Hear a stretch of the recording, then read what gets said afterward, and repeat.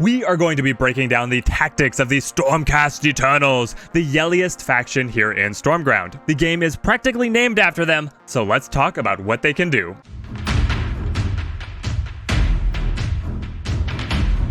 This guide is going to be relevant for both single-player and multiplayer settings. Obviously, in single-player, you can utilize different tricks in battle against the AI, and you are somewhat at the whim of RNGesus as to which units you can employ. But the contents of this guide will still help you strategize how you are going to play your Stormcast Eternals. Led by Freya, the Stormcast enjoy inflicting blunt force trauma, wearing spiky armor, and performing in Metallica tribute bands. Their playstyle revolves around operating as a cohesive unit rather than individuals, utilizing armor and damage augmenting auras. As I mentioned, Freya is their best leader and the reigning Azerite roller derby queen. Imagine a fantasy celestial John Wick where the baddies killed their pet Stardrake instead of a puppy. Freya performs best with a tanky set of skills and armor. Now, you don't want to completely neglect damage, but she will do best if she is able to slot into the shield wall with the rest of her friends. So that means put down that great hammer and pick up a shield. Yes, I'm looking at you over there.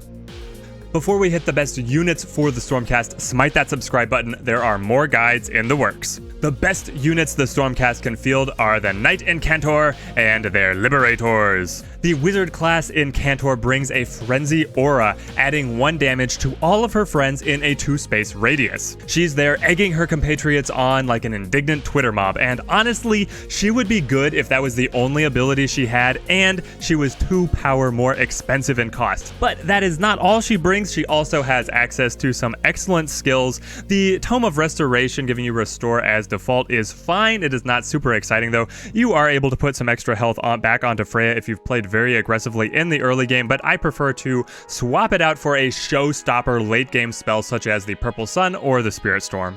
Having those spells as a tool to crack open enemy formations in the late game I find to be very important.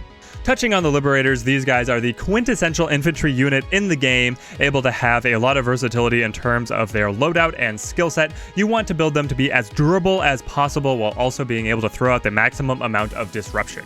Give them a few buddies also carrying shields and they will be gleefully liberating your opponent's heads from their bodies.